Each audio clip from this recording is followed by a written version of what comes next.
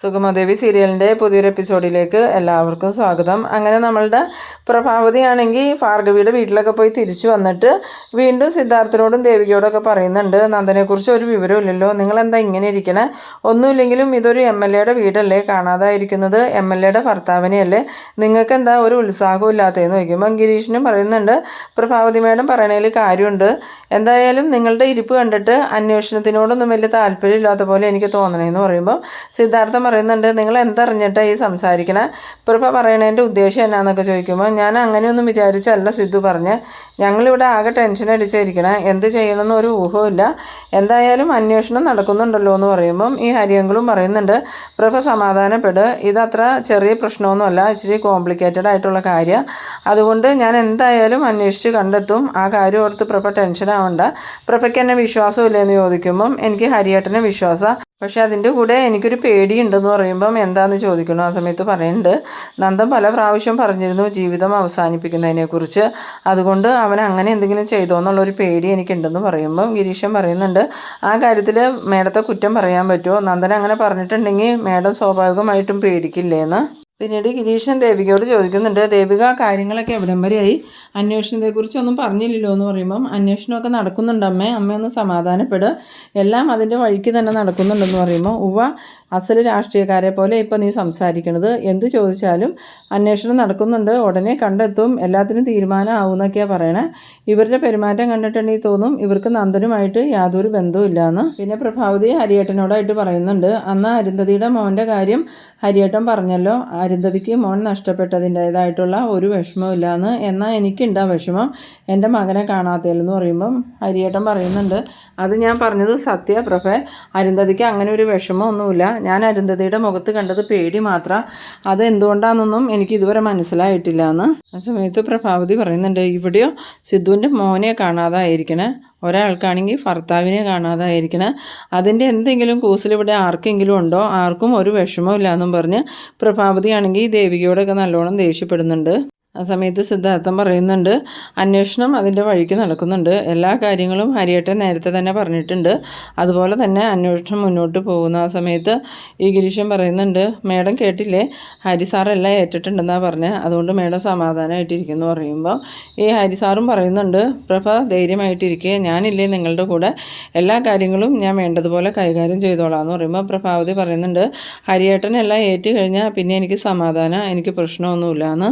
പിന്നീട് കാണിക്കുന്നത് ഭാർഗവീനെയാണ്. ഭാർഗവി ആണെങ്കിൽ മുരളിക്ക് ചായ കൊടുക്കുന്ന സമയത്ത് പറയുന്നുണ്ട്, ഇത് എത്ര നാളെന്ന് വെച്ചാൽ പ്രഭക്കുഞ്ഞ് ഇങ്ങനെ സഹിക്കണത്, എന്തായാലും ഞാൻ നാളെ പ്രഭക്കുഞ്ഞിനെയും കൊണ്ട് ആ ജ്യോത്സ്യരെ കാണാൻ പോകാമെന്ന്. ആ സമയത്ത് മുരളി ചോദിക്കുന്നുണ്ട്, അതെന്തിനാ ജ്യോത്സ്യരെ കാണാൻ പോണേന്ന് ചോദിക്കുമ്പം നന്ദൻ്റെ കാര്യങ്ങൾ അറിയാനാന്ന് പറയുന്ന സമയത്ത്, നന്ദൻ്റെ കാര്യങ്ങൾ എങ്ങനെയാണ് ജ്യോത്സ്യനെ അറിയണേ, അതറിയണമെങ്കിൽ പോലീസ് സ്റ്റേഷനിലേക്ക് പോയാൽ പോരെയെന്ന് ചോദിക്കുമ്പം ഭാർഗവി പറയുന്നുണ്ട്, ഒരു കാര്യം അന്വേഷിക്കുകയില്ല, ആരെങ്കിലും എന്തെങ്കിലും ചെയ്യാമെന്ന് വിചാരിച്ചാൽ പരിഹസിക്കുകയും ചെയ്യുന്നു. അന്നേരം ഗൗരി വന്നിട്ട് പറയുന്നുണ്ട്, എന്തായാലും അമ്മയും പ്രഭയാൻ്റെയും പോയിട്ട് വരട്ടെ മുരളിയേട്ടനായിട്ട് തടയാൻ നിൽക്കണ്ട, അമ്മയുടെയും പ്രഭയാൻ്റെയുടെയും ഒരു സമാധാനത്തിന് വേണ്ടിയിട്ടല്ലേ. അന്നേരം മുരളി പറയുന്നുണ്ട്, ഞാൻ എന്തായാലും ഒന്നും പറയണില്ല, എല്ലാവരുടെയും ഇഷ്ടം പോലെ നടക്കട്ടെ എന്ന്. പിന്നീട് കാണിക്കുന്നത് നമ്മളുടെ ഷാരികേനെയാണ്. ഷാരികയാണെങ്കിൽ കെവിന് ഫോൺ ചെയ്യുന്ന സമയത്ത് കെവിനോട് ചോദിക്കുന്നുണ്ട്, നന്ദേട്ടനെ കുറിച്ച് എന്തെങ്കിലും വിവരമുണ്ടോ കെവിൻ ചേട്ടാന്ന് ചോദിക്കുമ്പം ഇല്ല ഷാരി, ഒരു വിവരവും ഇല്ല എന്ന് പറയുമ്പോൾ ഷാരിക പറയുന്നുണ്ട്, ഇവിടെ എല്ലാവരും ഭയങ്കര വിഷമത്തിലാണ്, ചേച്ചി അതെ, അച്ഛനും അമ്മയും അതെ, പിന്നെ ചന്ദ്രോത്തുള്ളവരും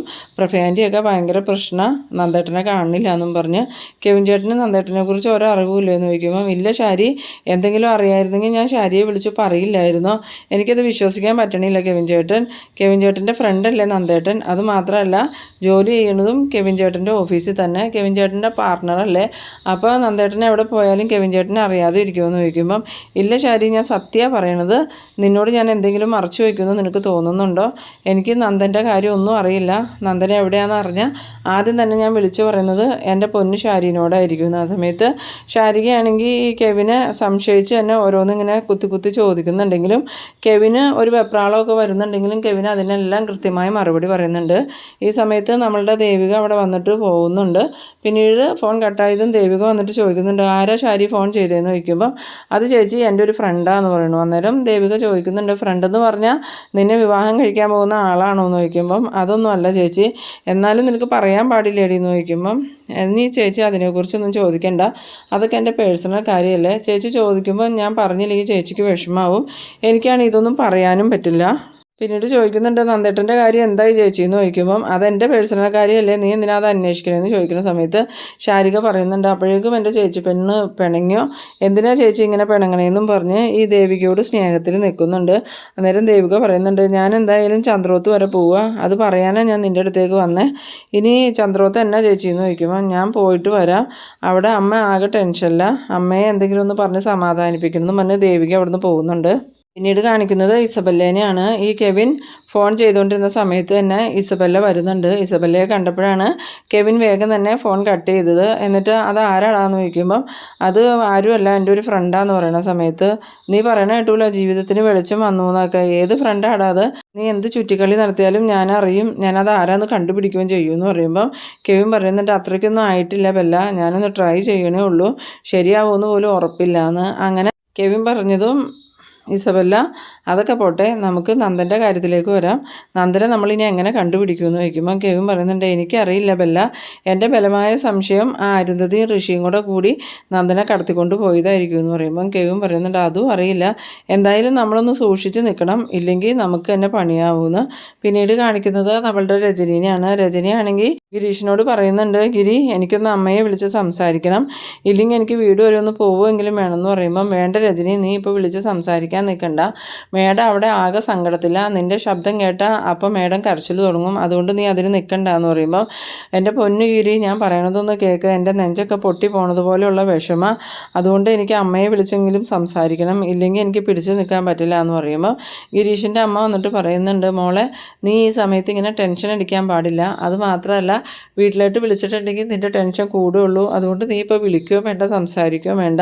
അന്നേരം രജനി പറയുന്നുണ്ട് സങ്കടം കൊണ്ടാണോന്ന് അറിയില്ല അമ്മേ, എൻ്റെ നെഞ്ചിന് ഭയങ്കരാത്തൊരു വിഷമം എന്ന് പറയുമ്പോൾ ഗിരീഷൻ പറയുന്നുണ്ട് എന്നാൽ ഗ്യാസിൻ്റെ മരുന്ന് കഴിക്കുമെന്ന് പറയുന്ന സമയത്ത് ഗിരീഷിൻ്റെ അമ്മ പറയുന്നുണ്ട് എപ്പോഴും അങ്ങനെ ആ മരുന്നൊന്നും കഴിക്കാൻ പറ്റില്ല, അതും നീ ഇങ്ങനെ ഇരിക്കണ ഈ സാഹചര്യത്തിൽ എന്തായാലും മനസ്സ് ശാന്തമായിട്ടിരിക്കാൻ ശ്രദ്ധിക്കണം, ഒരുപാട് ടെൻഷനൊന്നും എടുത്ത് തലയിൽ വെക്കണ്ട എന്ന് പറയുമ്പം രജനിക്കാണെങ്കിൽ ഒന്നും സഹിക്കാനേ പറ്റണില്ല, നന്ദനെ കാണാനില്ല, ആ ഒരു പ്രശ്നങ്ങളൊക്കെ രജനിയെ നല്ലോണം തന്നെ അലട്ടുന്നുണ്ട്.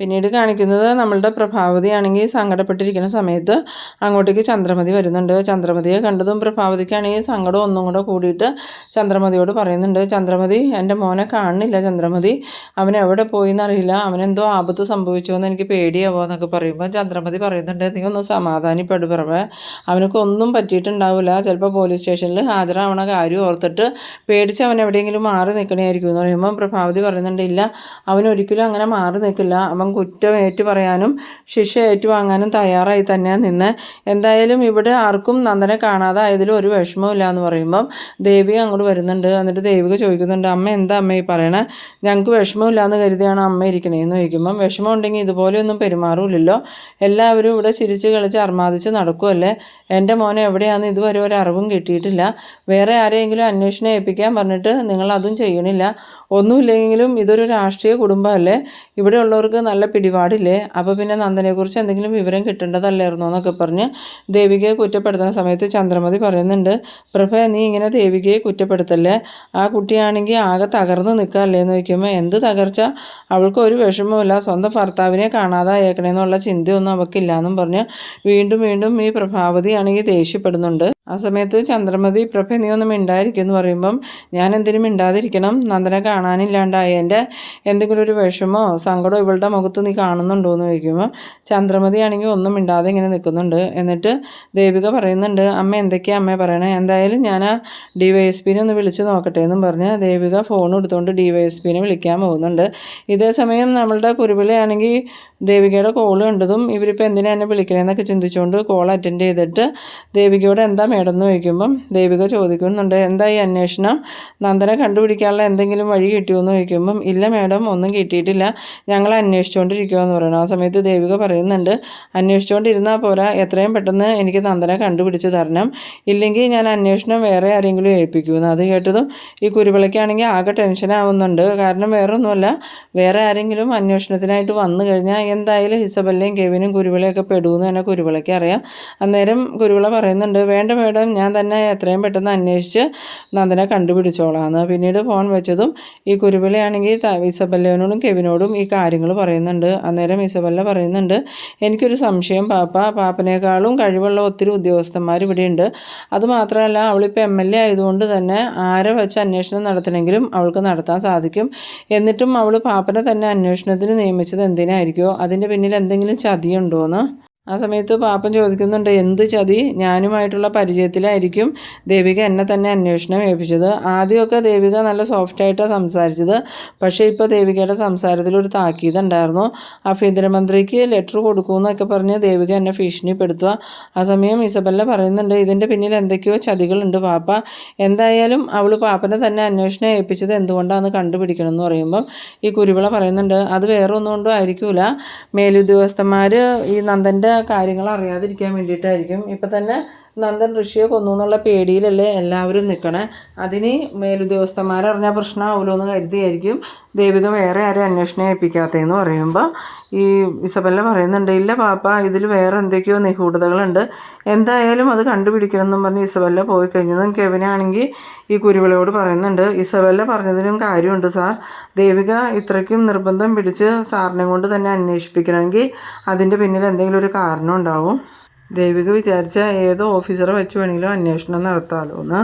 ആ സമയത്ത് നമ്മളുടെ കുരുവിളയും ഇങ്ങനെ ആലോചിച്ച് നിൽക്കുന്നുണ്ട്. പിന്നീട് കാണിക്കുന്നത് നമ്മളുടെ സിദ്ധാർത്ഥനെയാണ്. സിദ്ധാർത്ഥൻ ഇങ്ങനെ ആകെ ടെൻഷനോടുകൂടി നടക്കുമ്പം പ്രഭാവതി അങ്ങോട്ട് വരുന്നുണ്ട്. പ്രഭാവതി വന്നിട്ട്, സിദ്ധു രജനി മോളെ ഇപ്പോൾ വിളിച്ചതെന്ന് പറയുന്നത്. ആ സമയത്ത് സിദ്ധാർത്ഥൻ ചോദിക്കുന്നുണ്ട്, ആ രജനി വിളിച്ചോ, എന്താ വിശേഷം എന്ന് ചോദിക്കുമ്പം, എന്താ വിശേഷം എന്നോ, ഞാനിവിടുന്ന് എങ്ങോട്ടെങ്കിലും പോവുക എന്ന് പറയുന്നു. ആ സമയത്ത് പ്രഭ, താൻ എന്താ പറയണത്, താൻ എവിടെ പോകുന്ന പറയണമെന്ന് ചോദിക്കുമ്പം, ഇവിടുന്ന് ഇറങ്ങി എങ്ങോട്ടെങ്കിലും പോവുക, ഞാനിനി ഇവിടെ നിൽക്കണില്ല എന്ന് ഈ പ്രഭാവതി പറയണ കേട്ടുകൊണ്ട് ദേവിക അങ്ങോട്ട് വരുന്നുണ്ട്. ഈ പ്രഭാവതിയുടെ സംസാരം കേട്ടതും ദേവികയാണെങ്കിൽ ഇങ്ങനെ ആകെ ടെൻഷനോടുകൂടി നിൽക്കുന്ന ആ ഒരു സീനിലാണ് ഈ എപ്പിസോഡ് അവസാനിക്കുന്നത്. അപ്പോൾ നിങ്ങളെൻ്റെ വീഡിയോ ആദ്യമായി കാണുന്നവരാണെങ്കിൽ ചാനലൊന്ന് സബ്സ്ക്രൈബ് ചെയ്യാനും ഇഷ്ടമായാൽ ലൈക്ക് ചെയ്യാനും ഷെയർ ചെയ്യാനും മറക്കരുത്. അപ്പോൾ ഇതുപോലെ ഇൻട്രസ്റ്റിംഗ് ആയിട്ടുള്ള അടുത്തൊരു എപ്പിസോഡുമായി നമുക്ക് വീണ്ടും കാണാം. അതുവരേക്കും ബൈ ബൈ.